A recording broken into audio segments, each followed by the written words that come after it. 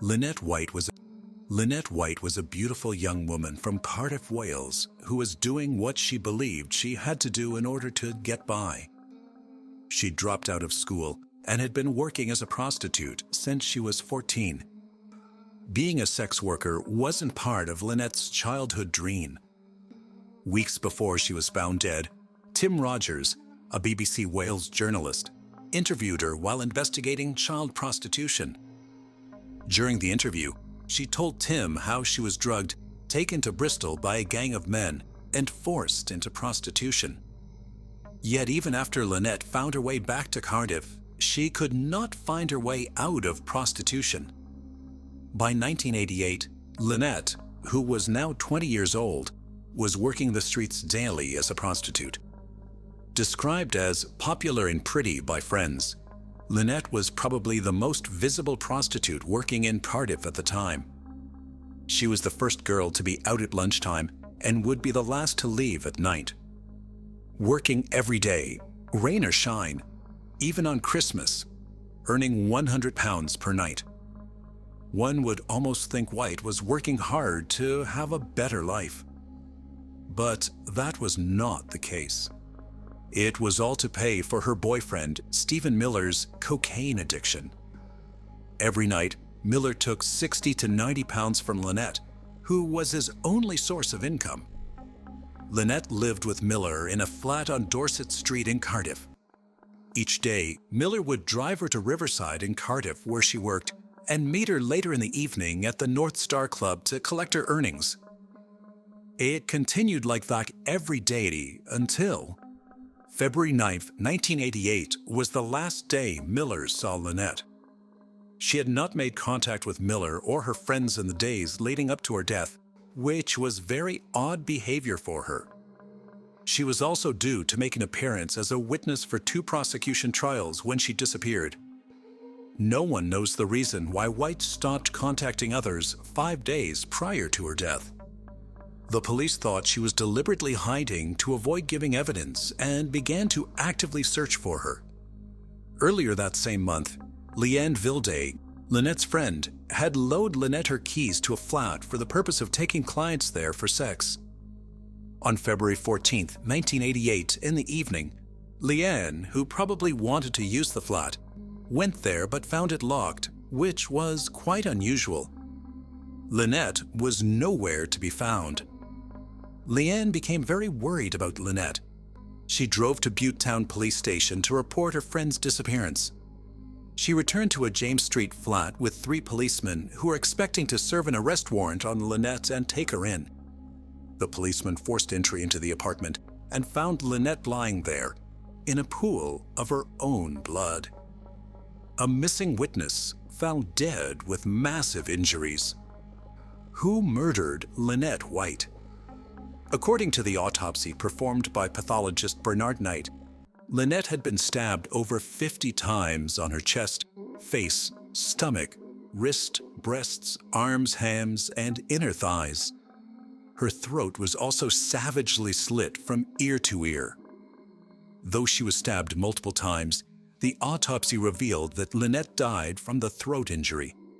The pathologist also determined that Lynette was murdered on February 14th between 1:45 a.m. and 4:00 a.m.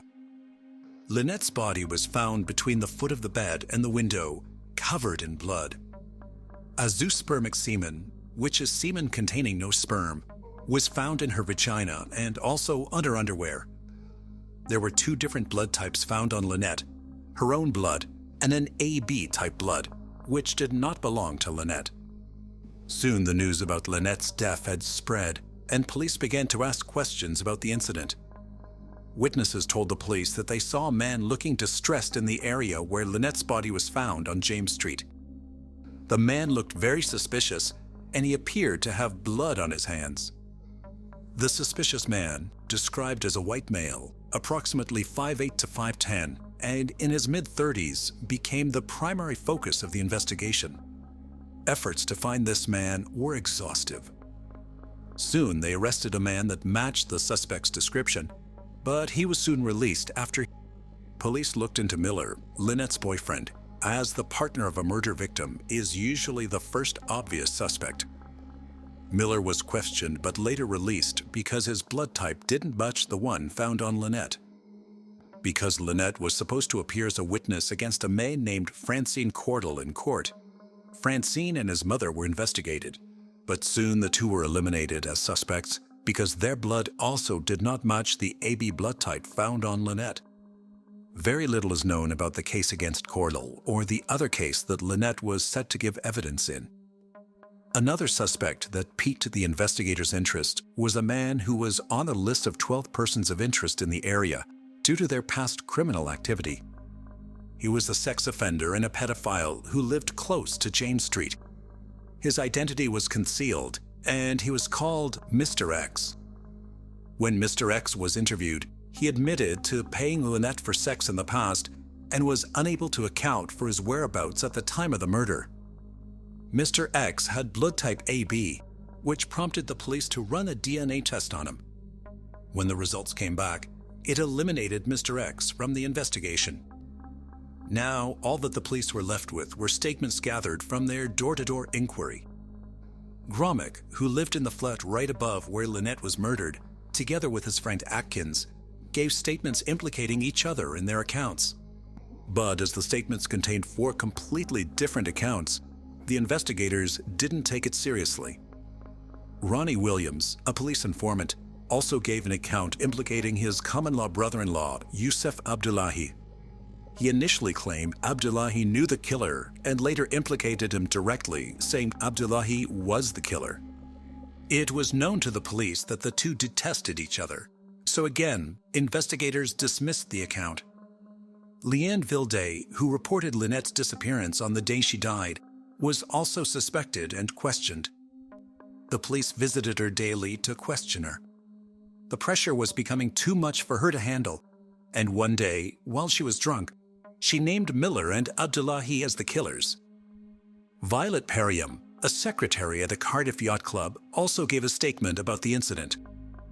8 months into the investigation, she came forward claiming that on February 14th, while driving home from the club at about 1:30 a.m., she saw 4 excited black males outside the building where Lynette was killed. She then identified 2 of them as John Actie and Rashid Omar. Perriam's statement would give the case a new direction. Angela Sala, who is mildly mentally retarded, also gave a statement that she saw Miller, John Rashid, Ronnie Acton, John's cousin, Tony Paris, and Tony Brace outside 7 James Street on the day Lynette was murdered. This was exactly what police needed, as her account corroborated Perriam's statement. Further implicating Abdullahi, John, Miller, and the rest were Gromick and Atkins, who gave new statements on the same day with Sala. They said they also saw a group of men, including Ronnie and Abdullahi. Sala then gave another statement in December 1988 that she heard a scream from Lynette's flat and rushed there with Vilday. Coincidentally, on the same day, Vilday also told the police that she went to the flat after she heard Lynette scream and met Miller, Abdullahi, Ronnie Actie, Miller's brother, and an unnamed mixed-race man. Unfortunately for Sala, she had an AB blood type. Police insisted that her blood was found on Lynette's socks. She then gave a new statement, but she was part of the killing together with Vilday and the other guys. Vilday also admitted that she was forced to cut Lynette's wrist to ensure her complicity and silence. Miller confessed to killing Lynette after 307 denials. He also implicated the other men named, which led to the arrest of all the men allegedly involved in the murder. On December 7, 1988, the police arrested Stephen and Tony Miller, Yusuf Abdullahi, Ronnie Actie, Rashid Omar, and Martin Tucker. On December 9, 1988, John Actie and Tony Paris were also arrested. For close to a year, they were locked up until their trial began on October 5, 1989, at Swansea Crown Court. This trial became the longest murder trial in British legal history, lasting 197 days. After spending 2 years in custody, Ronnie and John Actie were acquitted of the murder, while Tony Paris, Stephen Miller, and Youssef Abdullahi were found guilty. Each were sentenced to life imprisonment, and since then, they're known as the Cardiff Three. Even though no forensic evidence linked these men to the crime scene, they were held as the criminals. However, there were a lot of doubts and questions about the convictions. Consequently, the friends and families of the Cardiff Three began a campaign to overturn the convictions. The campaign received massive support and was followed by television documentaries in 1992. By December 1992, the Cardiff Three's appeal was heard. After the Court of Appeal had listened to Miller's interrogation, Lord Taylor said the police had bullied Miller during the interview. I'm not involved. I'm not involved. Oh, why is everybody? I don't know. I don't even young. I know. As I said, I don't know. I don't know what it was in it for. Therefore, the truthfulness of Miller's admission was irrelevant. The Cardiff Three were free at last. Their convictions were declared unsafe and unsatisfactory by Lord Taylor. But if the Cardiff Three didn't commit the crime, it means the real criminal was still roaming free. It brings us to yet the same question. Who murdered Lynette White? 8 years later, the case was reopened. This time, Professor Dave Barkley and Chief Superintendent Kevin O'Neill were assigned to the task. The case took the officers back to the crime scene. By then, it was already 12 years since the incident happened. While examining the old crime scene photographs, Professor Barkley's eyes caught something that no one else saw in all these years. It was a large drop of blood believed to have been thrown from a knife onto the wallpaper. When the crime was committed in 1988, police removed lots of wallpaper in the flat to be stored as evidence. Upon searching through the old wallpaper evidence, they discovered that the only missing piece of wallpaper was the one that contained the large drop of blood. The forensic scientist didn't give up, though. He continued to study the crime scene photos and realized the blood could have dropped on the skirting board beneath. Underneath several layers of paint, the team found the blood completely sealed in and dry. Traces of the blood were also found on a piece of cellophane wrapper from a cigarette pack. Since then, the detectives and scientists dubbed the suspect Cellophane Man. The forensics team, led by Angela Gallup, got to work. But shockingly, the DNA profile was not found in any of the 140 police databases. But when the police searched for similar profiles, it was narrowed to just hundreds in the Cardiff area. Using the approach of familial DNA searching, a partial match was eventually made with the profile of a 14-year-old boy. This boy was known to the police as he was once arrested for joyriding in Cardiff. But could he be the Cellophane Man? If you thought about his age, then your guess was right. He wasn't even born when the incident happened. At that time, the case was 15 years old. Notwithstanding, the police had to visit his house. When they got there, they were told that the boy's father was dead, but he had an uncle, Jeffrey Gafford.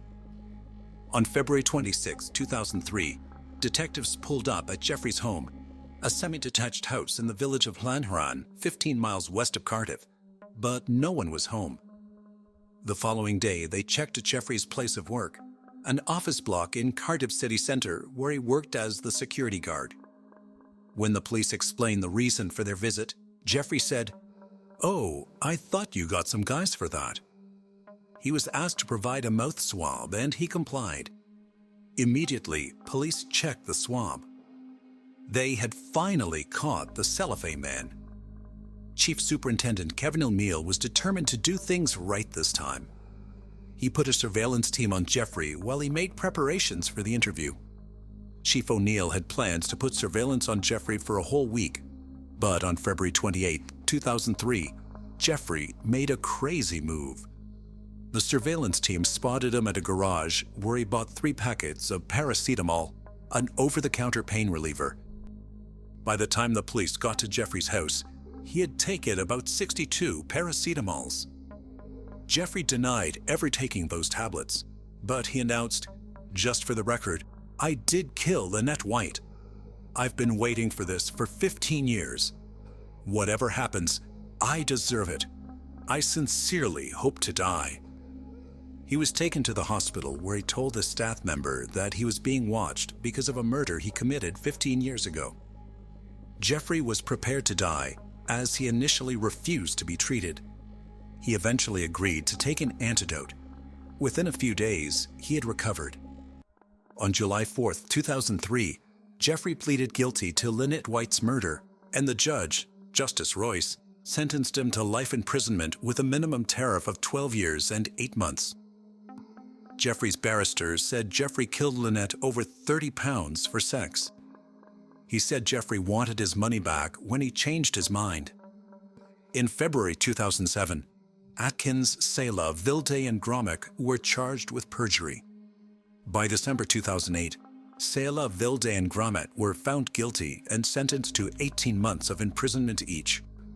Atkins was exempted because it was believed that he was believed threatened, abused, and manipulated to admit to false accounts suggested to him. In March 2009, it was announced that there was enough evidence to prosecute the police officers involved in the initial investigation with conspiracy to pervert the course of justice. In 2011, the trial collapsed due to missing evidence. In 2015, 8 of the 15 charged officers cleared of perverting the course of justice launched a high court civil action against the force, suing for malicious prosecution, false imprisonment, and misfeasance. But at the end of 2015, the judge in the civil action dismissed their case. The 5 falsely accused men were compensated after their release. Stephen Miller was paid £571,000. John Actie was paid £300,000. While Tony Paris was paid £250,000. Rowan Actie died in 2007 after much struggle to cope with what had happened to him. Yusuf Abdullahi also died in 2011 of perforated cancer. He too had battled with post-traumatic stress disorder.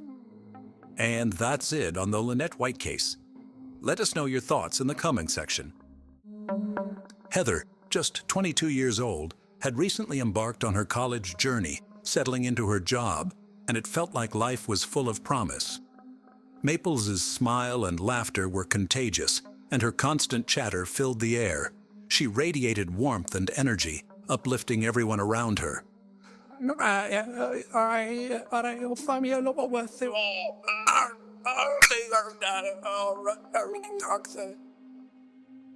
Everything changed on January 7, 2015, when Heather Maples didn't show up for work.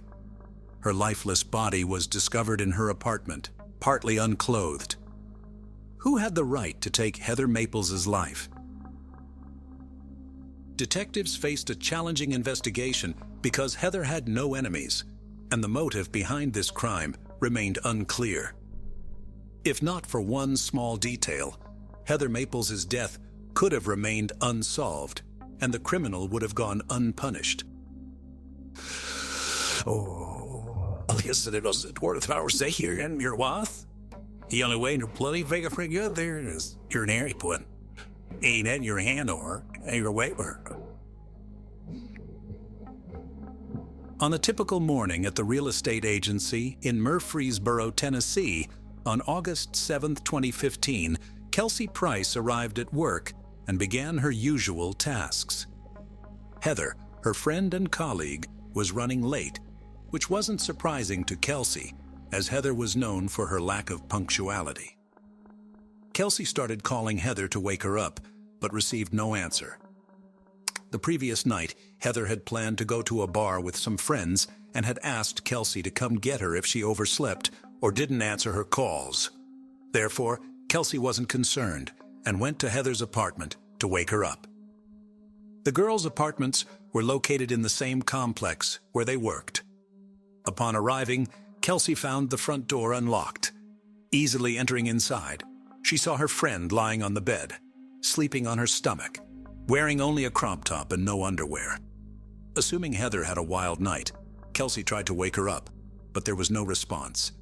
She then tapped Heather's foot, attempting to rouse her from her sleep, which no one would ever interrupt again. Maple's foot was so cold that Kelsey literally jumped back in horror at the realization of what had happened. Kelsey Price, in horror, stepped out of the apartment and called 911. Soon, emergency services were on the scene. Detective Tommy Massey was one of the first to arrive at the crime scene, and the forensic team meticulously combed through the apartment. Heather was indeed partially undressed, with signs of blows on her face. The hair of the poor girl was soaked in blood, which was also splattered on the walls. It was clear she had been brutally beaten, tortured, and actually assaulted. Massey and his colleague, Detective Maples, coincidentally sharing Heather's surname, recalled this crime as a horrifying nightmare. That's understandable, as witnessing such a heart-wrenching scene is extremely difficult. Heather Nicole Maples was born on August 23, 1992, in Ocala, Florida. Her mother jokingly called Heather a hurricane baby. This nickname was entirely justified, as many envied the energy and courage that Heather possessed. In 2004, Jennifer Hunter gave birth to her second child. Heather welcomed a brother, Ryan, into her life with great joy. However, Ryan was later diagnosed with significant developmental delays, and the older sister, of her own accord, dedicated all her free time to him. She took care of him, happily spent time with him, taught him to speak, walk, and eat on his own. Heather was in the 7th grade at the time and devoted all the following years until graduation to Ryan, showing immense love and dedication to her brother. At the age of 22, Heather Maples made the bold decision to leave her Texas home and embark on a new chapter in Tennessee, pursuing her dream of becoming a psychologist.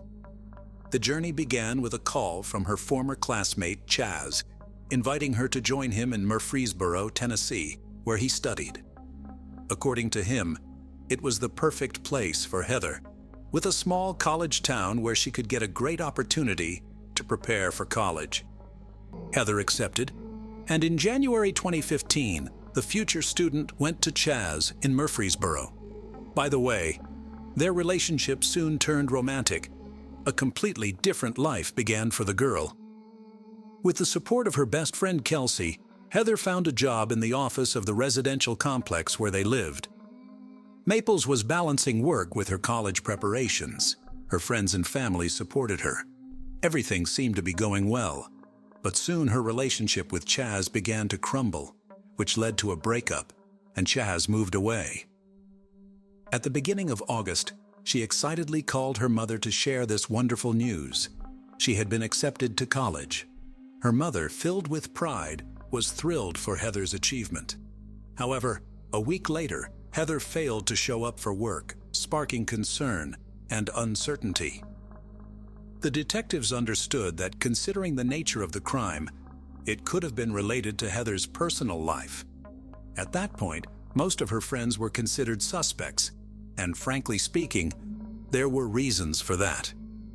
Upon examining the apartment, there were no signs of forced entry, suggesting that Heather likely knew her attacker and possibly let them in herself. After a thorough investigation of the crime scene, several important pieces of evidence were discovered: unknown DNA and a hair that did not belong to the victim. All of this was sent for analysis to identify the suspect. However, the most significant piece of evidence was a clear, bloody fingerprint on the right side of Heather's bed. Detective Massey explained that if someone had deliberately dipped their finger in ink and intentionally left their mark, it wouldn't have been so clear and precise. Of course, this print was sent for analysis as well. Additionally, Heather's mobile phone was found in the apartment, but without the password, accessing its contents was impossible. This is where Kelsey came in handy. She played a crucial role, not only helping with the phone, but also deciding to inform Heather's mother of her death, believing it would be better coming from someone who loved and cared for Heather. Detective Massey hoped to get a lot of information about Heather from her friend Kelsey Price. He wanted to know everything about the victim's personal life, especially her relationship with Chaz. Kelsey told the detective that the relationship was quite tense, as Chaz had obvious anger management issues, and sometimes he was too aggressive and cruel towards Heather, so the girl decided to end the relationship herself.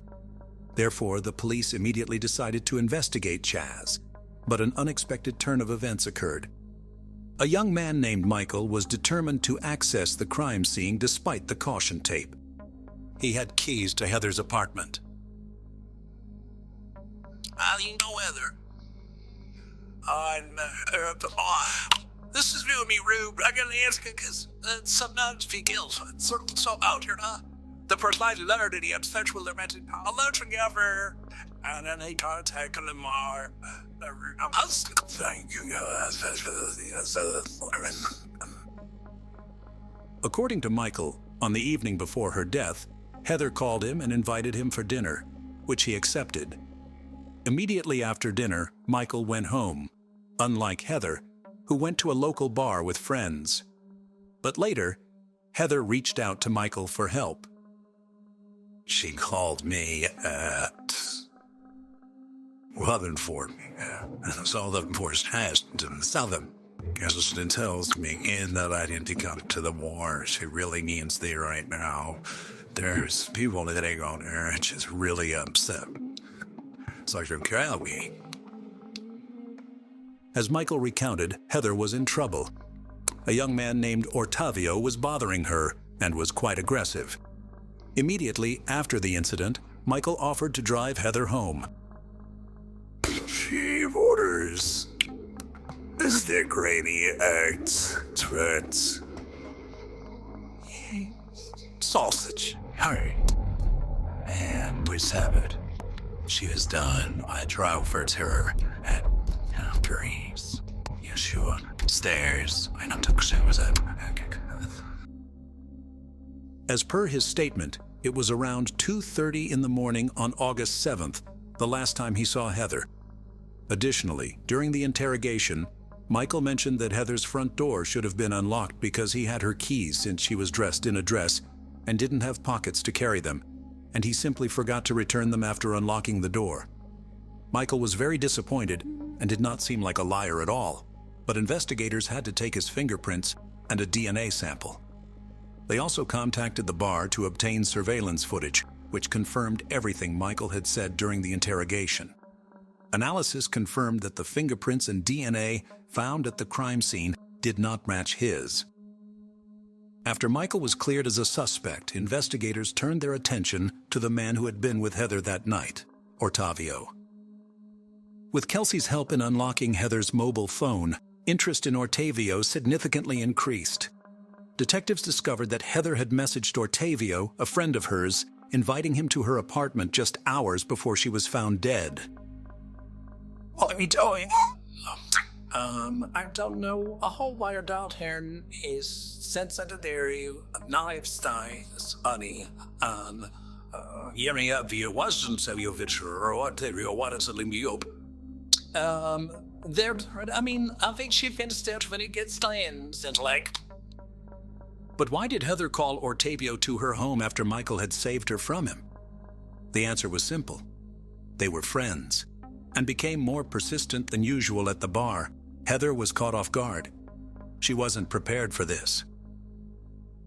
Now the detectives needed to speak with Ortavio to get his side of the story. What did you do to get her there for that? Oh, no, we're chasing to Kilo. We went to Jim's wall. Okay, and it was Heather, a friend of mine. I'll show you a picture, okay? Yeah, many out there will never have been taken, but I was a little good this one word. It hadn't just yeah, in house there, see it anyway. It was so that. The detectives immediately realized that Ortavio was unaware of Heather's death, but what if he was somehow involved in this case?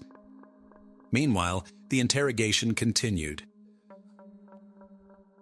Heather says you can't fight for Chicago, and we met about to meet her. And so that was it. Afterward, Massey eventually asked about the late-night message from Heather, She takes it out of taxi, hella. 30 years something. He'll say it left. Oh, well, all Larry's. He was off this one.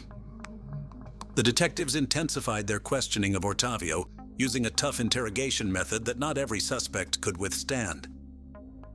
He will saw you while you aren't. All records says you aren't.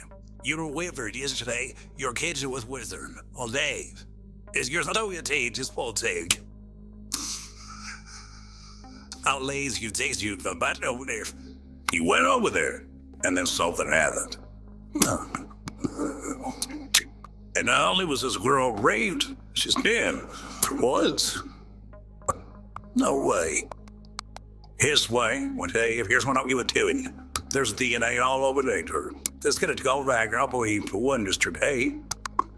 Oh, no, that's... Ortavio was shocked by what he heard. It seemed he genuinely didn't know what had happened to Heather. Following the interrogation, he willingly agreed to a DNA test, confident that it would clear his name. The results proved him right, as the DNA found at the crime scene did not match his, leading to his exclusion as a suspect. Without any leads, the detectives worked practically around the clock, reviewing surveillance footage, scrutinizing every detail provided by witnesses. On the 9th day of the investigation, as Detective Massey was preparing to leave the office late at night, he received a crucial call from one of the directors of the forensic laboratory. Massey finally got the answer regarding the bloody fingerprint that was lifted from Heather's bed. It belonged to a young man named Brandon Bowling, whose fingerprints were on file due to his employment at a company where he previously worked. You know him. Lynette Chase. You don't remember, well,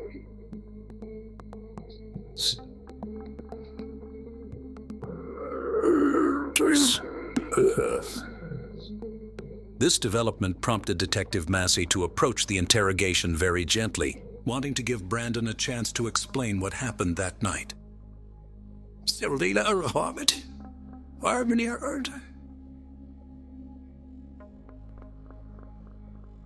out here though, that to let you know, was it around the altar? You never said that she keep mutted law, sir. Though yes, his head reared, it was eventually into a lot more hurt. And he was alive. Stop, sir. Son Talon, you were deviled. Here we do. Was the last time you were at my farm? Tell me, is you lying? The detectives knew he was lying because the fingerprint was fresh. You know you were there. No, I haven't. So Ned, you need to tell me. So that I can understand, I go, no, I'll fair. I don't know there, isn't it? Okay, I didn't have it through as you pay your print. Yeah, the bed. I'm such the deal. So it's stay something housed. I'll hound first card. It seemed that Brandon understood he was caught, but he continued to deny any involvement in Heather's death. That he may, oh man, is this so court? Made him put you to death. Do you understand? And this here, this is the no support conversation in your loss. The only way you're bloody fair thing out there is you're an airplane. Ain't that your handler, your waiver. So, I don't know what out of me. After questioning, detectives requested a DNA test from Brandon, suggesting that if he was innocent, the test would prove it. Brandon did as he was asked, perhaps hoping to be released from police custody, but that did not happen. The investigators decided not to wait for the test results. The match of the fingerprint provided substantial grounds for the next step. The police immediately sent a request to the court for permission to access Brandon's phone, which could help the investigation confirm his movements, track calls, and texts on the night of the crime. However, they were unprepared for what they found on his phone after the court approval. The video from Brandon Bowling's phone was one of the most shocking, even to the most experienced detectives. In this video, the room of the core Heather was captured. Brandon recorded everything, from intimate acts to beatings. Heather was still alive at the time of the recording. In February 2018, Brandon Richmond Bowling pleaded guilty to the attack on Heather Maples. He was sentenced to 40 years in prison without the possibility of parole. On the day of the verdict, Heather's mother, Jennifer, made a speech that surprised many. I have read a lot of my daughter. That is where I learned. Don't worry about anything, worry about everything. When the trial ended, in the corridor, Jennifer approached Bowling's mother. Jennifer simply hugged this woman, saying that they both lost their children that day. Unfortunately, Brandon Bowling never explained his motives. What are your thoughts on this? What do you think Brandon's motive was, if there was one? Every relationship of a person is based on the pillar of trust, whether it's between parents and children, husband and wife, or even between boyfriend and girlfriend. But if someone breaks the trust of another person in these essential relationships and starts thinking badly about them, it feels really terrible. And today's case is somewhat similar, where a boy and a girl from Pakistan were very happy in their relationship. But then, after some time, the girl breaks up because she started seeing a dark side of her boyfriend. But then, what the boy did with his girlfriend shook the entire Pakistan. Shaukat Ali Muqaddam was not only a normal citizen of Pakistan, but also a diplomat and ambassador of Pakistan. Due to this, he had to live in different countries. However, in 2021, he was living in Islamabad, Pakistan. Apart from this, at one point, Shaukat Ali had also been Pakistan's ambassador to South Korea and Kazakhstan. Because of this, he held a very high position in Pakistan. There were a total of 5 people in his family, including Shaukat Muqaddam, his wife Kausar Muqaddam, 2 daughters and 1 son. October 23, 1993, was the day when a beautiful girl was born in Shaukat Ali's house, whom they named Noor. Noor was a healthy and cute baby who always laughed and never bothered anyone too much. Although Shaukat's professional life was very busy and stressful, but when he came home, he spent quality time with his family. As a result, his children had a very good upbringing. From school days, Noor had a great interest in studying. She always used to read either school books or other books. Now, because Shaukat Muqaddam was a diplomat, he used to get transferred to other countries due to his work, which is why Noor started her schooling from Ireland. Then she completed high school from South Korea. After South Korea, the family moved to Kazakhstan, but Noor thinks about completing her college in the US, where her older sister Sarah also lived. However, after the US, Noor returned to Pakistan, Islamabad. As humble and smart as Noor was in her childhood, she was equally humble and smart in her adult years. That's why everyone at home trusted Noor and easily accepted her decisions. Besides, Noor loved animals, especially stray dogs and cats. She used to feed them whenever she had time. Although Noor belonged to a wealthy family, she never had a liking for materialistic things. By hearing all these things, you must have understood that Noor was a kind-hearted, down-to-earth, intelligent and confident girl. Along with all these things, Noor also had a great passion for art and calligraphy. She often made religious paintings too. As I mentioned, coming from a wealthy diplomat family, parties were a common occurrence at the diplomats' homes.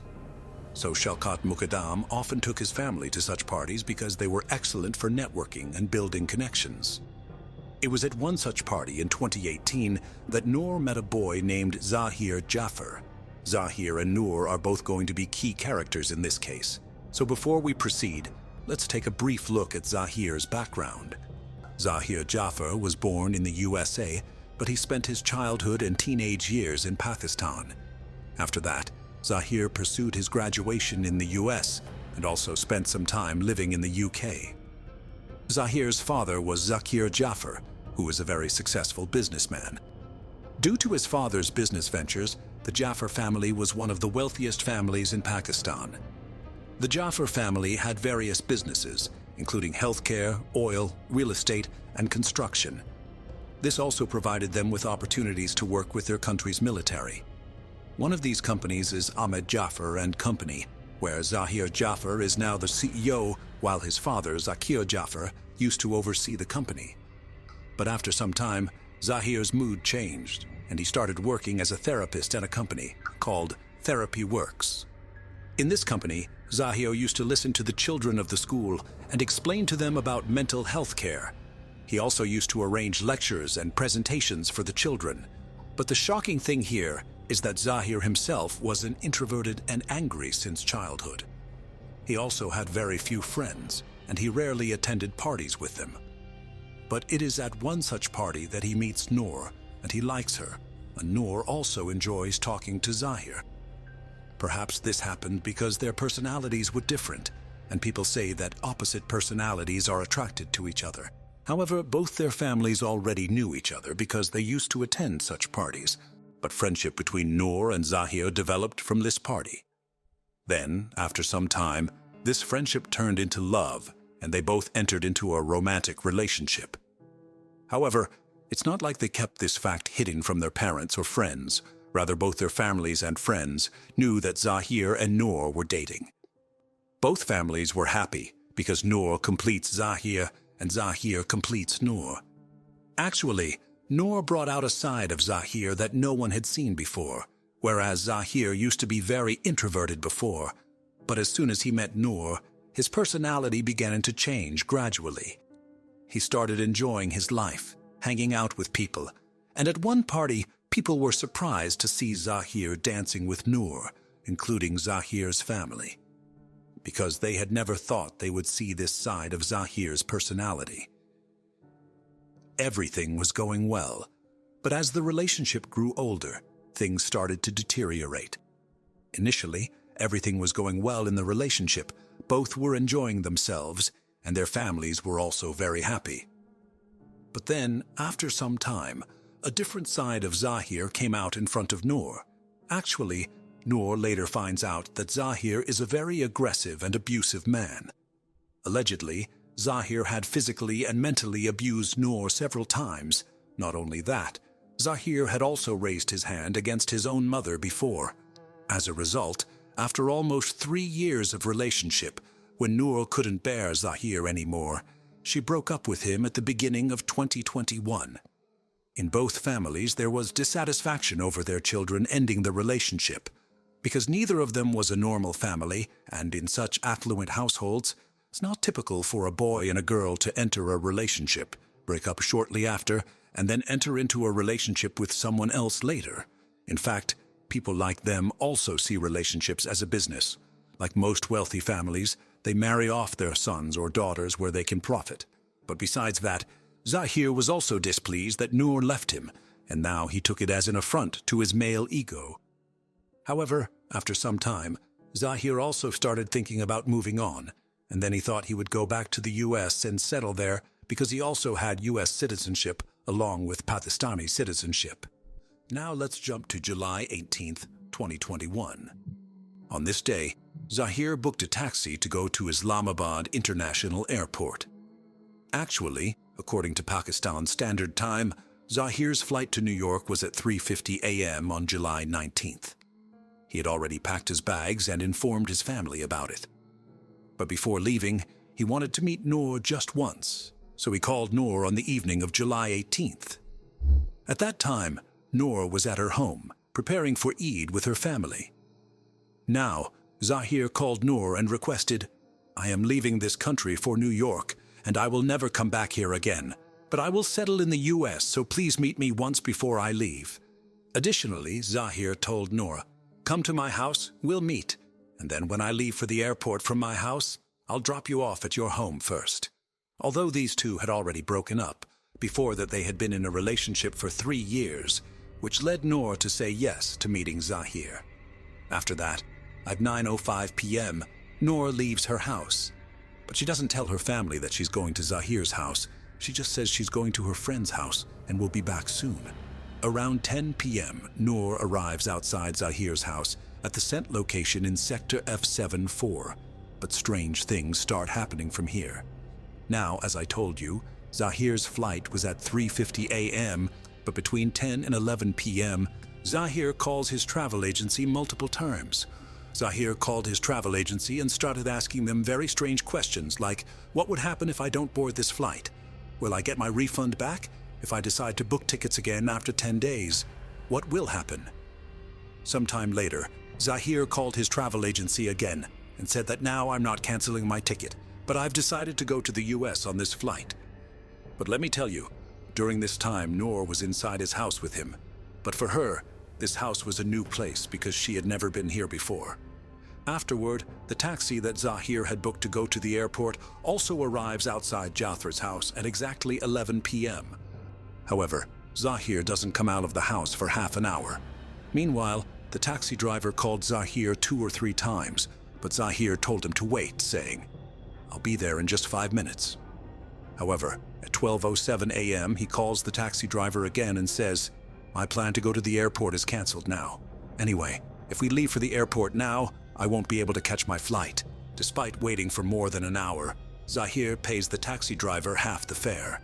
Actually, Zahir had booked this taxi for 2,000 Pakistani rupees. Now, after that, the taxi driver leaves from there. But at 1:40 a.m., Zahir calls the taxi driver again and asks him to come back to his house. Now, the taxi driver also returns to Zahir's house because he knew he would get the full payment. But this time too, Zahir made the taxi driver wait outside the house for a few minutes, and then at 2:15 a.m., Zahir comes out with his luggage. But the strange thing this time was that Noor was also with him, and she didn't have sandals on her feet, which the driver found very strange. However, what struck him as even strange was that Zahir was talking to Noor during the car ride, but Noor wasn't responding to his words. Although the driver didn't pay much attention to this at the time, halfway through, Zahir told the driver, "Now take the car back towards home anyway. We're already very late. I don't think we'll make it to the airport on time and catch the flight." After that, the taxi driver drops them off again at Jaffer's house at 2:35 a.m. But as soon as Noor got out of the taxi, Zahir pulled her inside the house. According to the taxi driver's statement, he felt like Noor wasn't supposed to go back inside the house with Zahir, but Zahir forcefully took her inside. Then, on July 19th, Noor stayed at Zahir's house the whole day, and then July 20th arrived, which was the day of Eid. Noor had come to Zahir's house to meet him on July 18th at 9:05 p.m., but now it had been more than 24 hours, and Noor's father and mother had returned home after shopping for Eid. But when they find out that their daughter has been missing from home for 24 hours, at 12:57 a.m. on July 20th, Shaukat Muqaddam texts his daughter, asking her where she is. However, Noor doesn't reply to that text message. Then, at 5:48 a.m., Noor's mother messages her, and 2 family friends also call Noor, yet there is no response from Noor. This causes worry for Noor's parents, and they were about to inform the police about it. But at 10:43 a.m., Noor sends a voice recording to her mother. However, the contents of that recording were never made public, but it was the last time Noor's mother, Kausar Muqaddam, heard her daughter's voice. But after sending the voice message, another strange thing happens. Zahir immediately calls Noor's mother from his own phone and tells her that Noor is not at his house, trying to prove that he hasn't even seen Noor. Then, from 1 p.m. to 7 p.m. that same day, Zahir repeatedly calls his father, Zakir Jaffer. However, at around 7:10 p.m., Noor is seen on CCTV cameras. But by that time, her condition was very bad, and it seemed as though Zahir had tortured her severely. In the CCTV footage, Noor is seen jumping from the balcony of Zahir's house on the first floor and falling directly onto an iron grill. This caused her to sustain an injury to her abdomen, which is why she is seen holding her stomach in this clip. She was actually distressed by Zahir's harassment and wanted to leave the house. However, the security guard closed the gate, and meanwhile Zahir also jumps from the balcony to catch Noor and brings her back inside. But as he was bringing her back, Noor falls down, but Zahir drags her inside. Now, I should tell you that it wasn't just Zahir and Noor inside the house. There was also a security guard, a cook, and a gardener. But none of them helped Noor. In fact, from July 18th to July 20th, Noor attempted to escape from this house 6 times, but each time, one of Zahir's servants informed him, and Noor was always caught. But this time, because of Noor's attempt to escape, Zahir becomes very angry. After bringing Noor back inside, he calls his father once again around 7:30 p.m. But since then, Zahir didn't call anyone for 30 minutes, because in the meantime, Zahir first attempts to shoot Noor with his handgun, but as soon as he presses the trigger, his gun jams.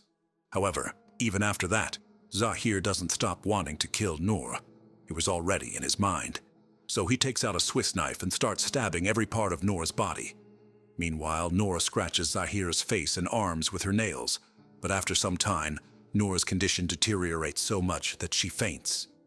Noor was unconscious, but even then, Zahir kept stabbing her with the knife.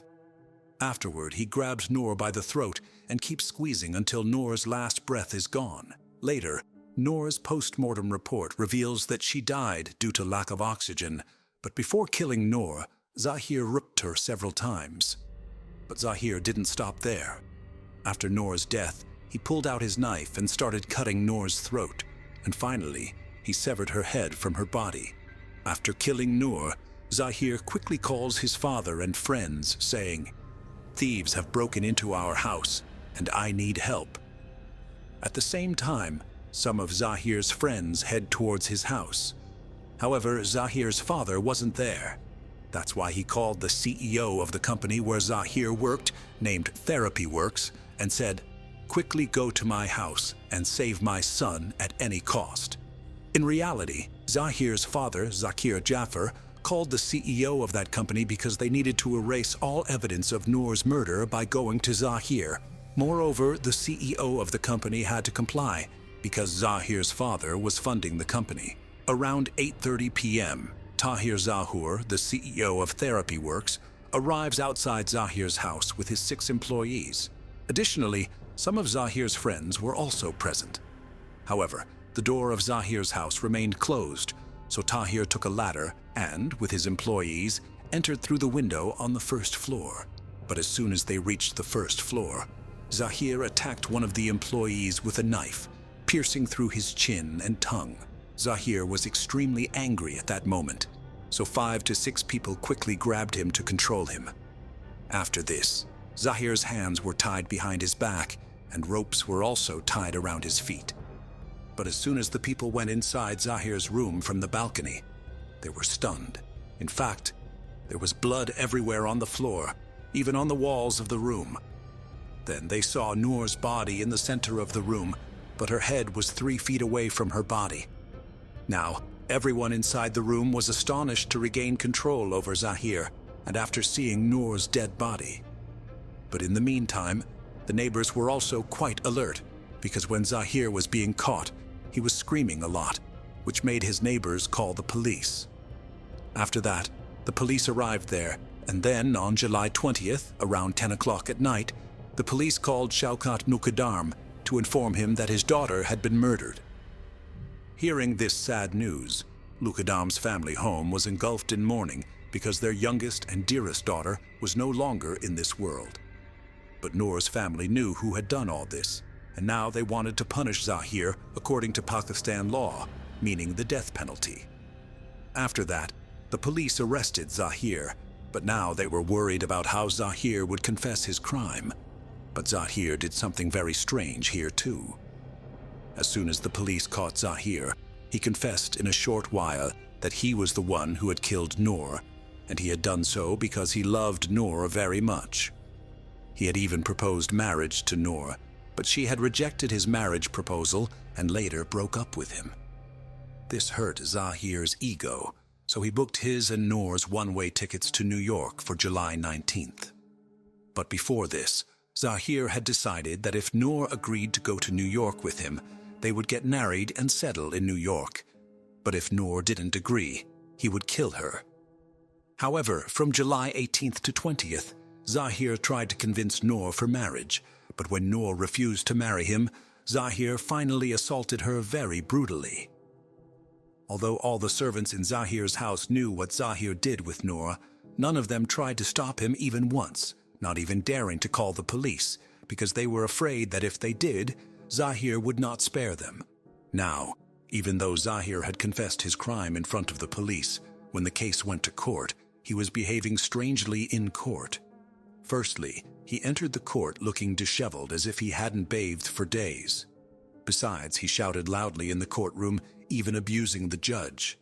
Furthermore, the police had to drag him into the court and out of the court forcefully. However, he was doing all these things to prove that he is mentally unstable, and because of this, he should be spared from the death penalty for the murder of Noor. If it were proven that Zahir is mentally unstable, then firstly, his punishment would be reduced, and secondly, he would escape the death penalty. Actually, Zahir had schizophrenia, and he wanted to take advantage of it by telling the court that he is mentally unfit. Actually, schizophrenia is a serious mental illness in which a person is mostly lost in the world of imagination and knows very little about the real world. Because of this, he often behaves strangely. But when Zahir's medical examination was done, the report clearly stated that Zahir is mentally fit, and whatever he did with Noor, he did it consciously. But this made it clear that Zahir was an abuser and an aggressive person.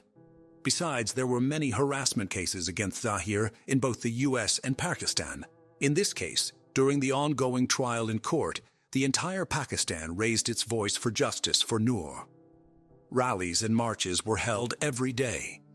As a result, on February 24, 2022, Noor received justice, and Zahir was sentenced to 2 death penalties, one for physically assaulting Noor and the other for her murder. Additionally, his 2 house staff, Iftikhar and Mohammed Jan, were also sentenced to 10 years in jail. Looking at the photos, you wouldn't know much, but Zahir was a powerful, tall, and aggressive man with whom a sweet and innocent girl, Noor, spent almost 48 hours. And those 48 hours were nothing less than hell for her. So with this, the Noor Muqaddam murder case comes to an end right here. If you appreciate our efforts, like and share this video. If you haven't subscribed, do so now. Thank you.